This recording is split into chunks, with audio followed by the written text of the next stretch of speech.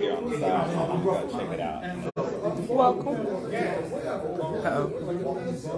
You can't turn your phone while live. It says I can't have my phone like this while live. That's okay. No, you can turn it Is this live? Pull it up a bit. Just pull this top part up. There you go. Pull up just the top. Oh, and you can turn it.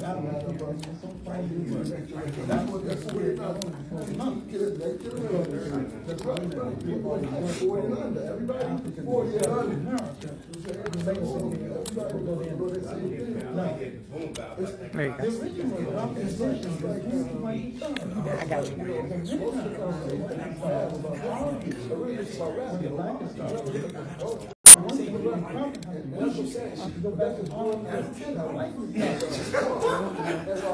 Maybe I need to. We're not hating on them, we're not focused on ourselves. And the international culture. So the U.S. focuses on weapons, the corporation side. That's why the U.S. is I'm not worried about it. It's not right or wrong. How do you distinguish between the words Negro and Black? I don't distinguish. I distinguish between the word. Way I know the word Negro is by dismissing it. I dismiss it because we don't succeed as a Negro. Because it's a Negro teacher, it's a Negro man. Advocate, somebody made a mound out of, slapped on people against their will. And I dismiss the word Negro. The word Black. August 11, 1973. And even that is just a date that we said. But this is what we know the word Black. Because if you look at it, you say Black, what is the Black land? You say image. And image comes before you.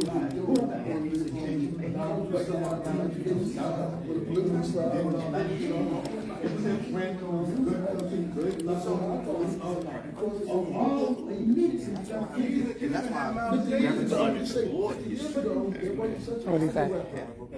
That you want to be a What do you say? I'm 30 minutes away?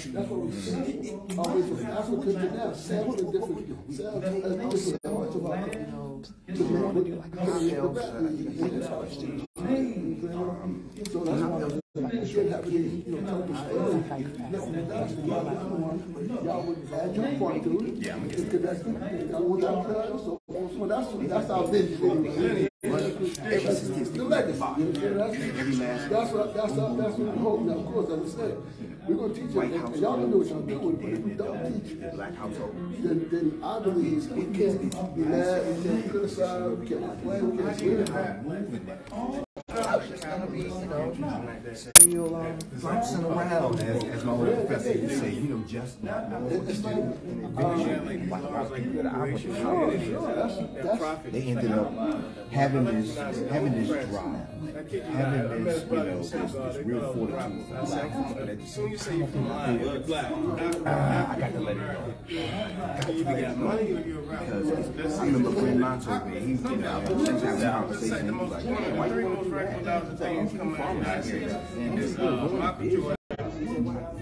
Michael Jackson, Star Wars, and hip hop.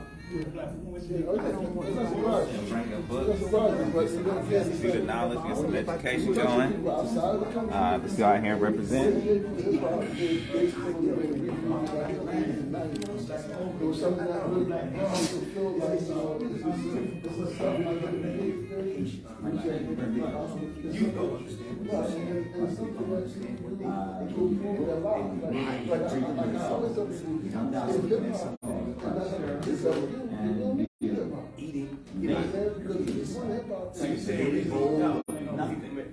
Makes people better. I didn't say it. I'll just put it on the other side.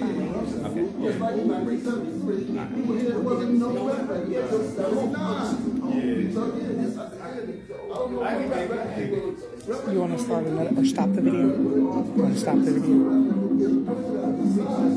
I think it started.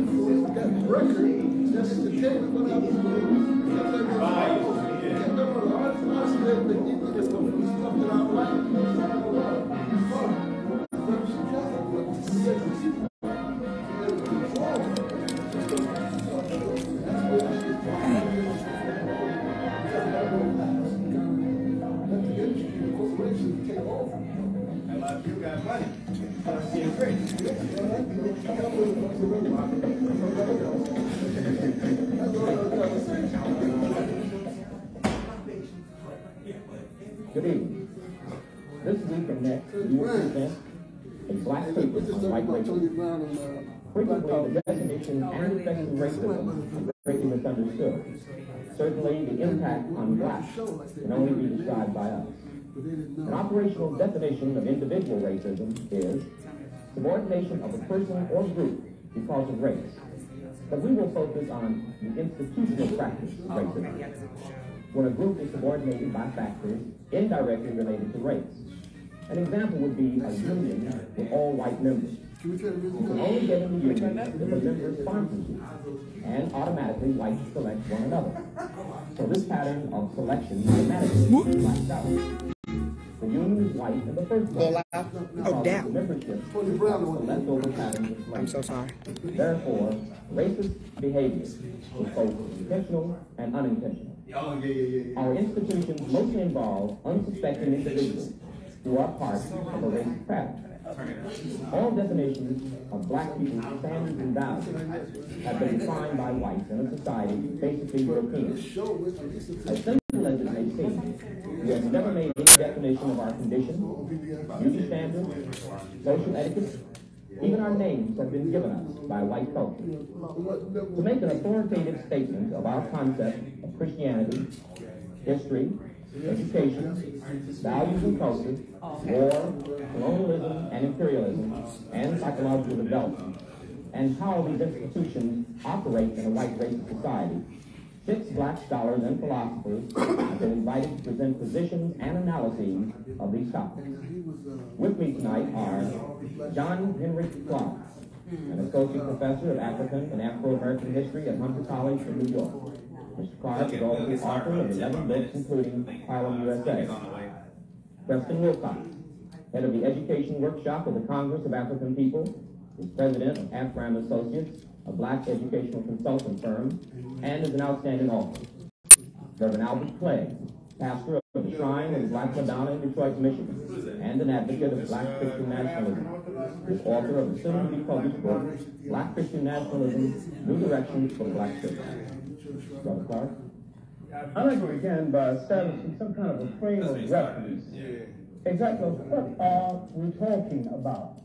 And I think in order to do this, I'm going to try to dismiss the subject, then come back to it and deal with it. There is no such thing as a race. Nature created no race. Man created races, racial classification, and he had his own reason for doing it. Now, who benefited from this artificial creation at first? Who benefits from it now? Now, let's look at the historical roots of this whole thing, and you're not going to understand it until you understand the implications, the far-reaching effects of the opening up of the so-called New World, Christopher Columbus and other thugs coming, suppressing the Indians, and finally a justification for this kind of thing. Let's look at Europe in the 15th and the 16th century, because racism has its roots in that second rise of Europe in the 15th and the 16th century. They had to justify what they were going to do to most of mankind. They were about to take over the whole world. Now, there's a myth about the argument about whether the world was round or flat. That's an old wives' tale. The Europeans had gained enough knowledge and had enough guns And he has been hungry enough within the body of Europe until he decided that he was going to go out and take the world deepest round or flat. Now, in order to understand the religious basis of racism, we have to go back to a papal bull that the Pope issued in 1455 in an argument between Portugal and Spain. He turned to them impatiently and said, "You are both authorized to reduce to servitude all infidel people." And it just so happens that most of the so-called infidels were non-European people, non-white people. Europe not only had its basis for racism, it had its basis for the slave trade, and this same basis would be good in the colonial system that followed. Racism was created to justify the slave trade, to justify the colonial system, and to justify the absoluteness that had to go into the making of modern capitalism. Let me begin by suggesting that the clearest evidence of racism in education is the essential control over black education, both in so-called integrated settings and in segregated settings, by white people, many of whom are incapable of responding to the people they're educating as people, many of whom are incapable of understanding the culture and the history of the people they're educating, many of whom really do not see any kind of responsibility for involving these communities in managing their own education. The second kind of aspect is the ability of white communities to keep black people out of their communities and still yet exercise some influence over the education in black communities. That is, even when there's no blacks in the white community, whites are still having some kind of influence over the education in black communities.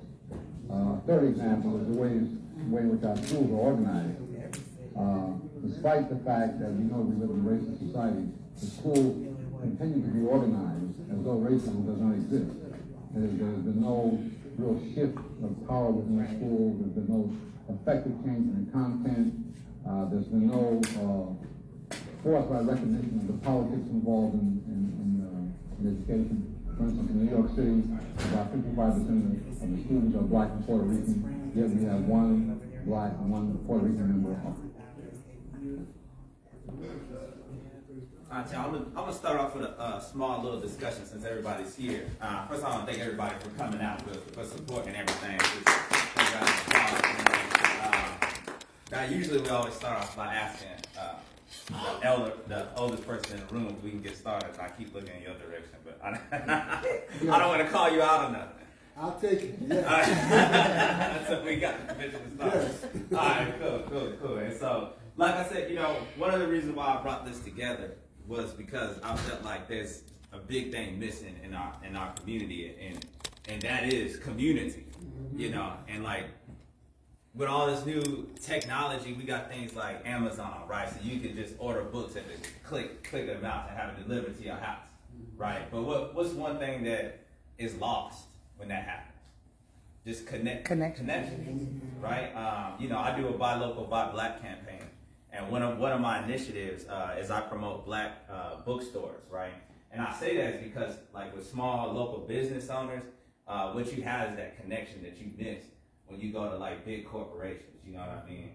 And so it's like, I wanted to bring that feeling back where you could go to a store, you go to a bookstore, and you could just sit there and wrap it up and talk to people about anything that comes to mind. And so one of the things I wanted to start is like, what do you guys think the importance of community is right now? Like, do you guys think community is still here, or have we lost it? Lost it to a great degree. Yeah. And like, what are some of the reasons why you think that is? I think, a lot of times we've just kind of forgotten who we are. We brought in the ideals and systems that don't fit us, and then we wonder why it's not working. Yeah. I think we had a discussion on that, like on education, the importance of that, and like, to me personally, I think a big part of that is that integration. We allow their values to change our values and who we are. We lost that big sense of African-centeredness. And so one of the things I wanted to do is, have you guys checked out this book pile over here? I haven't yet. All right, so what's some of you guys' best favorite books that you've read that really enlightened you guys, like got you started on consciousness? Well, for me, it was most certainly the autobiography of Malcolm X that I read that young, and it just shifted everything. It just made me just see the world completely different from that point forward, and definitely helped to connect some connections that led me to where I am now. Definitely. Yeah, that was one of my favorite books. What's one of your favorites? The autobiography of James Carver. He was part of the Wolf Pack, the politicized gang with Comrade George Jackson in the penitentiary system. Like reading his story, and he's like learning mathematics, such as myself. I've seen a lot of myself in him, and it was really inspiring to see somebody who's like, he was self-taught. He was a self-taught mathematician, but he was also like an insurrectionist, militant insurrection as well. Yeah, that's George Jackson. That was one of Blood in My Eyes. Yeah, that was one of his comments. Yeah. You got anyone? Lost Civilization. Yeah. Yeah. Okay, you got one? Kalonji was in the miseducation. That's powerful. Yeah. What is about that you like so much about it? Basically, what he was saying is just that we have been miseducated, and we have to take control of our own education. We have to take control of our own understanding of the things around us. And if we don't, we just allow the enemy or whoever else to come in and just tell us what we need to do, and tell us what we need to learn just to work in somebody else's system or work in somebody else's graveyard. I think, if we all clock in somewhere, it's the plantation still. We don't own and control anything. Power is something that's missing. You're able to, and I think what is also missing is we don't know how to curry power. We don't want power. Power is the only thing that I want. I want material power. I know I have power within me. I know I have that, but I want power. It's the only thing. But I mean, I could be in error. Go ahead. I second that point. This reminds me of the saying, my mom always tell me, I'm free. I said, no, mom, we slaves. And I say, your mom may be on Mars, you know what I'm saying, but your behind is still behind bars. So at some point, it has to become material and, manifest itself in the real world. So I second that point. We do need power. We've been taught power is sinful, it's evil. Yeah. What's power look like for us? Ownership. Okay. Is there like any examples you give? On our own bank, schools, Controlling the means of life. Yeah. That's like a necessity for human existence. So education, ability to have their own food, self-determination. That's dope. I think this is an example of an institution. This church, right? It's an expression, and we're able to have these events here. I think that's one example of an institution. Is there any other examples y'all think of? I think just to add on what you're saying about where we are right now, with the beloved church community, what they're able to do with the houses, people that houses right now, and people that go to change with the food drives, and even the way that Dr. Slaughter teaches, more from another traditional, more from African liberation theology. So just that in itself, community-wise, That's a keynote Peace. Alright, so, okay, so going on from that, spirituality. I feel like that's a big part of our people. It's a powerful part of who we are. What's some of the importance of that, we think? Grounding it grounds you. Okay. It gives you a grounding, a discipline, a particular worldview. It sees beyond, the physical limitations of what's possible, and it gives you an ideal that can transcend that and push you in the physical world to create the impossible. I think that's important. Sometimes I think the back and forth between like materialism and spiritualism kind of goes off course because the spiritualism allows me to go into a self-transformation process. That's what my book is about. The Maguzi is about self-transformation, grounding ourselves in spirituality, the 6 African virtues, which is reverence, self-control, mindfulness, courage, dedication to work, and communalism. And my friend, he got a philosophy too. What's it, Afro-vitalism? Yes, sir. Go ahead, go tell us about that. Well, the central question of my philosophical system is to interrogate the practice of like 4 methodologies, very similar to my good brother here, the 6 African virtues of mindfulness, ritual, creativity, and athleticism.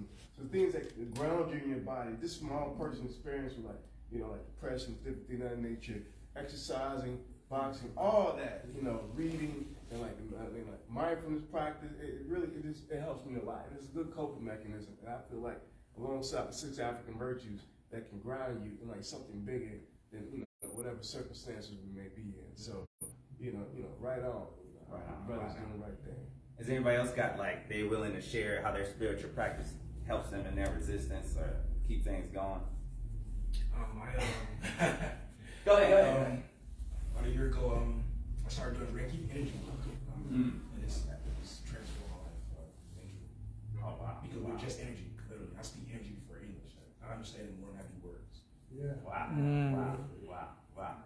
Can you give me like a little introduction into right there? Like, how does that work? So it's basically your chakras, just working on, because we have 7 chakras, Right. We have stuck energy in us from years ago. You have to be super careful because even with the mind, when you think about something, you relive that experience. So that's stuck energy too. So with Reiki, you move that energy. I have sound bowl meditations. Every cell in our body responds to sound. So you move energy with the sound bowls and the tuning forks. And that when you said like the mind goes back, I think That's about what the subconscious, right? And I think about the traumatic experience of slavery and how that right, and how like spirituality can ground us in healing past traumas and healing traumas in our families and stuff like that, which is a big part of it. Because a lot of people in movements also have trauma. I think it plays out in some of our movements, and we don't even really recognize it. It becomes like, and you get abusers in the movements, and you would think like we're trying to move away from that, so all of that, I think when we come together and we start trying to figure out ways that we could resist, this is when we start to have these conversations and come together, bring community and say, what can you do? You're the historian, you're the energy specialist, right? You may have a certain amount of knowledge that we don't have. We understand some people got bookstores, and networking, us coming together is the biggest purpose of how we could do this. So I hope everybody knows each other. I hope everybody we can exchange social media, right? I'm on Twitter, Instagram, Facebook. I even started TikTok. I started TikTok. And I was like, I don't even know how to use this thing. Go ahead. I have a question. Okay. Do we ever get to a point where we get away from words like resisting and just move into creation? You know what I mean? Like, I feel like I'm a little sleepy, I'm sorry. Excuse my language, like, fuck them, fuck everything else, this is what we're doing. You know what I mean? Like, focus on what the world that we want to create and the world that we live in, as opposed to like we're resisting or we're fighting back. No, we're creating and attracting, I guess, maybe. That's one of my biggest critiques too. One of the biggest issues I have with a lot of people, we talk about this all the time, is I feel like we define ourselves by what we're against first, right? And so when we do that, I feel like we're always at a loss, because we don't never, if we start from who we are, if we start from our own, I do African-centered values, African-centered culture, right? So if we start from there and then start building, I feel like we're not dictated to by all of these outside things that are happening. And so I think what begins first is the education piece, by telling us who we are and then centering ourselves in that. So I think, I agree with you. I think a lot of us spend too much time saying this is the enemy, this is what we're trying to get away from, but where are we trying to go? So yeah, I feel There's any other comments? Oh, the man is here. The champ is here. Man is here. Early. Would you like to start with a libation for it? Oh, did we leave the water? You go get it. Sorry. The one thing I didn't bring up. The one thing. Just give them time to get the water. I know.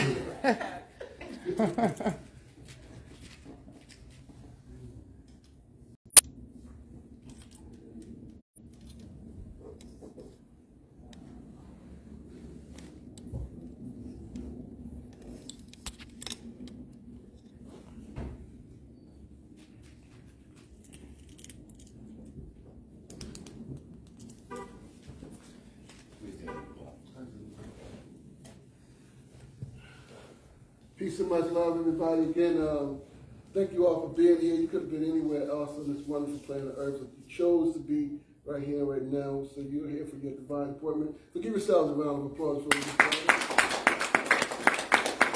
Okay, I'm sure most of you are familiar with libation. It's something we've been doing since the beginning of time. It's a way for us to not only center ourselves, but to give reverence to those that have come before us. We know the Creator is spirit, but we have ancestors that actually walk the earth. So first of all, the first libation that we want to give is in the name of the Creator, known by many different names and many different attributes, but us that's never dispute. So we want to affirm by saying Ashe in the name of the Creator of all. Ashe. Ashe. Ashe. And the next libation that we want to give is for our ancestors, those unknown ancestors on the north, south, east, and west of the world that created civilization. They gave us all that we have now, that we are building on what they have already achieved for us. So we say Ashe. Ashe. And next we want to call out the names of some of the ancestors historically that we know that have added to the emancipation, liberation, freedom of African people around the world. I'll start off by saying Imhotep, Ashe. Ashe. Let's call some names. Ashe. Marcus Garvey. Ashe. Ashe. Ashe. Nat Turner. Ashe. Malcolm X. Ashe.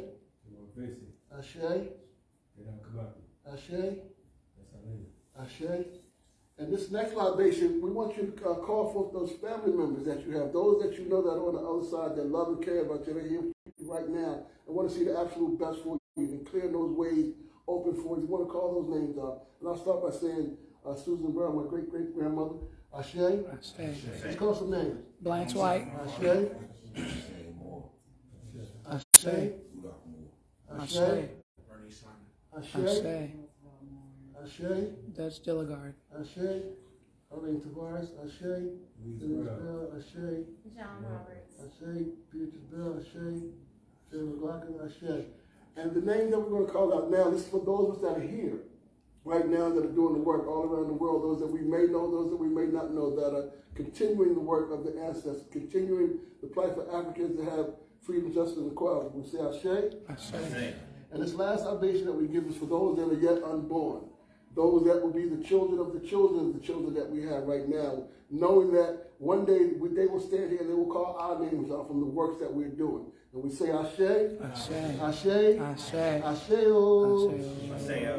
And now, for me to do the intro? Go ahead. And now, I have the pleasure of introducing my brother. We've done a lot of work. We've gone from the beginning of our relationship about almost 20 years ago. That was really interesting. I'm going to use that word interesting. And if you know Kalonji, I would just use that word interesting when we first met. But because Spirit is the best knower, and for those of us that are doing the works, we can get past the personalities and get to the works, and we find out some of the things that we thought in the personalities wasn't even that same way. And Kalonji and I are a great example that we've done work literally around the country for years. He missed his calling as a stand-up comedian, I believe, because along with being a fierce freedom fighter, he's definitely one of the funniest brothers that I know. His book, How to Build the People's Army, is one that I think that all of us most certainly should not only get but study and share with people, because right now that's what's needed. Like the book, how long ago did you write the book, brother? 12 years ago, you know what I'm saying? So again, you know, the world has to catch up sometime, you know, and so without any further ado, I want to give it to my brother, Kalonji Jama Changa.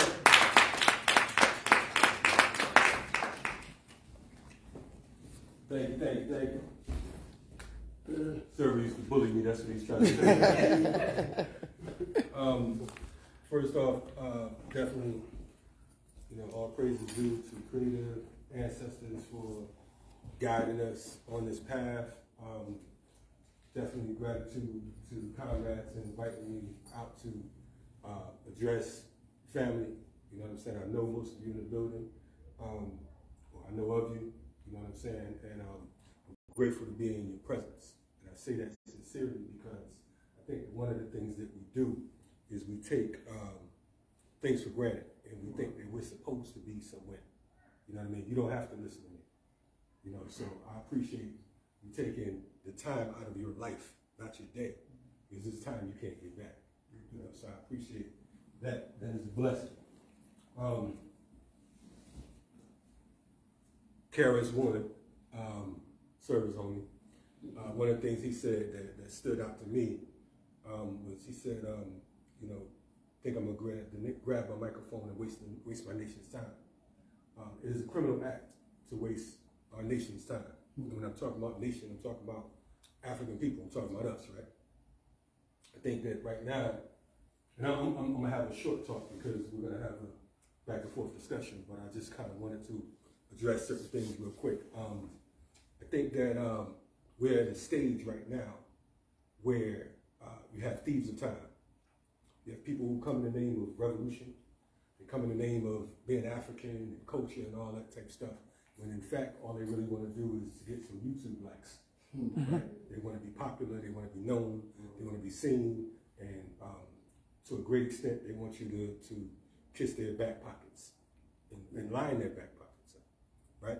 And there are a lot of these folks, and many of them exist right in this city, right here, so you don't have to go too far. I'm not talking about any of these major folks. I'm talking about some of these folks who walk around daily, these camera chasers. There are folks who are absolute ambulance chasers, and they waste your time, and they know they're wasting your time. We have to be strategic with what it is we're doing. I've been organizing right now, going on my 37th year. You know what I'm saying? Since I was a teen. So, you know, to a lot of folks, they think I just came on the block and all that. Just because you just heard about what we were doing, don't mean that we knew on the block. You can get late. It's all good. Again, you know, one of the things I've learned through life is just being grateful. Just being grateful, because I know a whole lot of people who had a better message than me, who has done greater work than I have, but the world doesn't know anything about them because there was no YouTube, there was no Facebook, no social media, but I come in their name with their energy because of what I learned from them. My lessons, I learned, my lessons were unique because I was educated by brothers and sisters, comrades on both coasts. And the particular teachings that I came up under were what we would call underground, right? UG. Right? So I learned from folks from the Black Guerrilla family, who are, you know, of course, we know BGF was an organization that was started over on the West Coast. Talk about the original BGF, we're not talking about any of the things that's going on beyond that. I don't know anything about that. But when we talk about folks like Phil Marshall, George Jackson, I learned from some business. And I learned from folks who were members of the BLA, Black Liberation Army, and of course the Panther Party, and RAM, and so on and so forth, SNCC, so on and so forth. And I'm saying that not for bragging rights. I'm saying that because of the fact that I move a certain way and I think a certain way because of that. It's not on my own arrogance. It's not that I think I know something that someone else don't know. It's just that I understand what it means to build a nation. And if we're going to build a nation, then we have to be serious and we have to be sincere about what it is we are striving to do. You know what I'm saying? And we got to move beyond theory and we got to put things into practice. Because everybody can rap. You know what I'm saying? That's why black folks invented rap. The greatest rappers on the planet. You know what I'm saying? We can talk that shit all day long, right? But that work is different. That work is different. And we have to understand, because of the fact that, like my brother Server said, you know, when we first connected, I was looking at him like, dude, you don't get out my face with this hip hop shit. And he was looking at me like, who's this little angry militant? I was small. You know what I'm saying? I was angry, you know what I'm saying? Because, you know, and you know what P say, you got a right to be hostile. You got a right to be hostile. You know what I mean? So I was looking at things from a different way. When I first came to Atlanta, I had locks. This is probably the neatest locks I've ever had in my life. Pardon me, I do call them dreadlocks. I'm trying to help you all out right here. And folks be like, well, don't call them dread because they'll dread you. I want my enemy to dread me. So I ain't trying to be cute. You know what I'm saying? It's not about a fashion statement. So when I first came to Atlanta, I noticed that there were other people who had them, and they weren't about what I was about. So I ended up chopping them off. So this is actually my 4th set. And it's probably the cutest set that I've had. So recognize that. But I'm saying all that to say that, you know, we are in a state, we're at a time, a moment in history where there's a whole lot of confusion, and much of that confusion is by design. It's by design. You have individuals who are unprincipled, absolutely unprincipled. Now there's a difference between being unprincipled and lacking politics, right? Because some of these folks have politics. And when I talk about politics, I'm not talking about electoral politics. I'm talking about political education. Can you do me a favor, comrade? Can you make sure everybody come in through there? Okay. Okay. Now let's just slaughter somebody because I don't want to be looking. I trust. I'm good. I don't. I just don't want anybody else to be. But anyway, you know, so there's folks who are unprincipled, and they go whichever way the wind blows. Whatever new thing comes in, then I'm with that. I'm a roll with it. You know what I'm saying? So today you standing firm, but if tomorrow they say that, you know, we're no longer Africans, we call ourselves goldfish, then everybody's going to be like, okay, I'm goldfish. We don't want to break nobody's heart because we don't want nobody to think that we're against goldfish. How you doing, Karen? We don't want nobody to think we're against goldfish, right? And we don't have to be against goldfish in order to be who we are. Am I wrong? No. Yeah, it don't have to change nothing about you. You can stand firm, and you don't have to be antagonistic against the goldfish. You know what I'm saying? You just stand on your platform and on your principle. But there's some folks that move for the money. Freddie Fox. Anybody know about Freddie Fox, a hip hop artist? Anybody heard of him? Bunky Knuckles. What? Bunky Knuckles. He's a more hardcore, radical hip hop artist, right? And one of the things that he said, and I'm gonna be a little vogue. Everybody's cool with that today? All right, I don't want nobody to think because we're in the church that, you know, that I ain't gonna have the Lauryn Hill factor going. But one of the things that Bunky Knuckles said, he said, a pimp will sell his own ass if it's whole. That's kind of rough to be saying that, right? But my point in saying that particular thing is that there are certain folks who are out here in our community who, for a grant, for a check, for a donation, or whatever the case is, they'll do whatever has to be done, including they will betray you. They'll betray you. It's not about how long they knew you, none of that. Because to them, in their mind, cash still rule everything around them. You understand what I'm saying? So we have to be careful with who we align ourselves with. And I'm going to be quite frank, right? So I'm some of you know, I'm a co-founder of a platform called Black Power Media. Any of y'all check out Black Power Media? Yep. Cool. Of course. I'm grateful. I'm saying that because it allows us to have the opportunity to voice ourselves and express ourselves, right? And provide an alternative means of communication. Shout out to my brother Iros in the back, who's been on WRG for years. And he's one of the brothers that he don't know, but he inspires me because of the fact that he's consistent. You understand what I'm saying? We don't hang out, we don't go to each other's houses for bar mitzvah or brunches or any of that type of stuff. But I know where he stands. You understand what I'm saying? I know that he's fighting for the rights of political prisoners. To me, if you're talking about reparations, that's the first thing. If you're not talking about political prisoners, then you think you're thinking. My point for bringing up Black Power Media, I don't agree with all my partners on Black Power Media. If you watch the shows, you can figure that out for yourself. I ain't gonna, throw no rocks. But the fact is, we have to understand the difference between the comrade and the friend, right? We don't have to be friends, but right now we have to be comrades. We don't even have to be on the same page, but we damn sure got to be in the same boat, right? Because if not, then we'll have problems, right? So there are certain folks who, you have those type of folks who go whichever way the wind blows, and then you have folks who are reactionary. It's totally reactionary. And many of these same folks that go to every wind blows, they're reactionary as well, but they don't even know they're reactionary. They talk trash about the other reactionaries because the other reactionaries, they walk around with the dusty uniforms and the raggedy boots and, you know, begging and shit and, you know, and building nothing. Right? I don't have to name no names. I know what time it is. You know what I'm saying? But, and for the record, let me explain something to you too. I'm not a tough guy. Let's start with that. But I don't fear man either.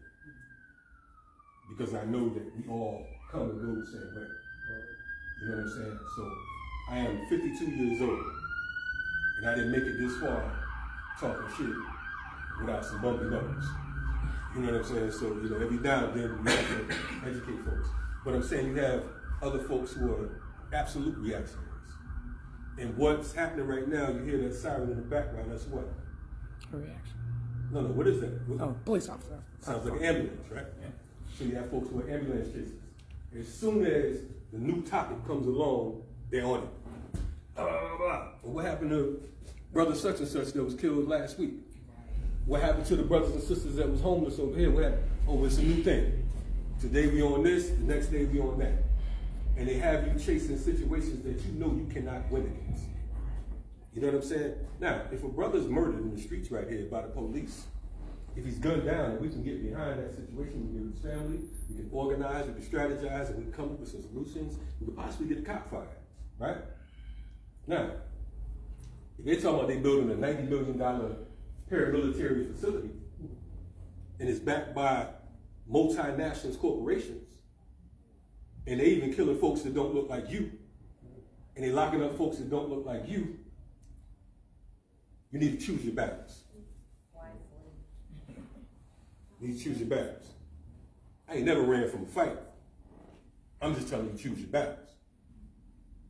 Even animals, they know what time it is. I mean, a house cat ain't gonna run up on a lion. We both cats, so I'm mad. I mean, what you think this is? You know what I'm saying? Pit bull ain't gonna run up on a tiger like I'm a dog, you a cat. Pit bull gonna see that tiger and be like, yeah, I'm gonna stay over here, homie. You know what I'm saying? And hope that he might bark, but he's gonna be in a safe space. Like that, you know, I know they fast. You know, so we have to be able to choose what it is we're doing and be as wise as possible. Because there's a lack of wisdom right now, right?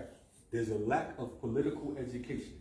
And without political education, you have nothing. You could have all the good intent in the world. You can have all the good intent in the world. Now, I also want to say organization. Any of you are part of an organization? Raise your hand if you're part of an organization. Okay. Now, you want to be a part of an organization. Yes. I want to become a part of an organization. Oh, you want to become? Okay, good. All right. I thought you was going to say why. Okay, cool. So, you want to become a part of an organization. I represent an organization called the FTP Movement. We've been in existence going on 19 years. We started right here in Atlanta. And we've fed, clothed, fought, argued, debated, you know what I'm saying? But we have a track record, right? So it's not just me talking trash. We try to have some action. Is anybody out here organized with us? In any capacity? Have you ever supported an organization at all? Some of y'all lying. But I'm saying that to say that being a part of an organization helps to insulate you. It helps to protect you. If something's going down or whatever, little man has a problem or whatever, you know, the first thing shouldn't be to call the police, right? Especially for brothers. Some of these brothers be calling the police more than sisters. But you want